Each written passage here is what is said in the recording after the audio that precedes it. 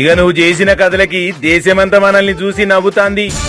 ఎక్కువ వర్రకుండా ఏమైందో ముందు గది చెప్పురా. ఇగో ఇది చూడు. నేనేం చేసినా జనం మంచికే చేసిన.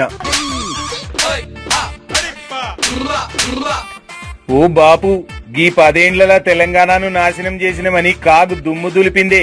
ఇప్పుడు నేను జనంలోకి గెట్ల పోవాలే? గా ముచ్చటేందో చెప్పు. పార్టీని నడుపుతా అని నువ్వే కదా తీసుకున్నావు. గెట్ల నడుపుతావో నీ ఇష్టం. నువ్వు చేసిన చిల్లర కథల ముందు గిదంతా ఇప్పుడు హడావుడు చేస్తున్నావు.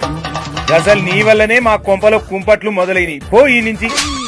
ఏగా కాగు లెక్కలని కాకి లెక్కలని ప్రచారం చేస్తే సరిపోతది. గవన్నీ జనాలిప్పుడు నమ్ముతలేరు. నేను చెప్పినట్లు చేస్తే నమ్ముతారు. హరీష్ చెప్పినట్టు చేస్తే పబ్లిక్ సంగతి ఏమో తెలియదు గాని చిన్నసార్ అయితే ఆగమవుడు ఖాయం. ఇక చూసినవా బాపు, పనోళ్లకు కూడా అర్థమైంది, నీకే అర్థమైతలేదు. నేను ఎక్కువ ఎప్పుడేం చేయాలనో మస్తుగా తెలుసు నాకు. వీడికి అనవసరంగా వచ్చిన అయినా సంక్రాంతి సంబరాలకి నేను పోతున్న పోరి. దొంగలు ఊళ్ళు వంచుకున్నట్టు మీరు తెలంగాణను వంచుకున్నారు కదా సారు.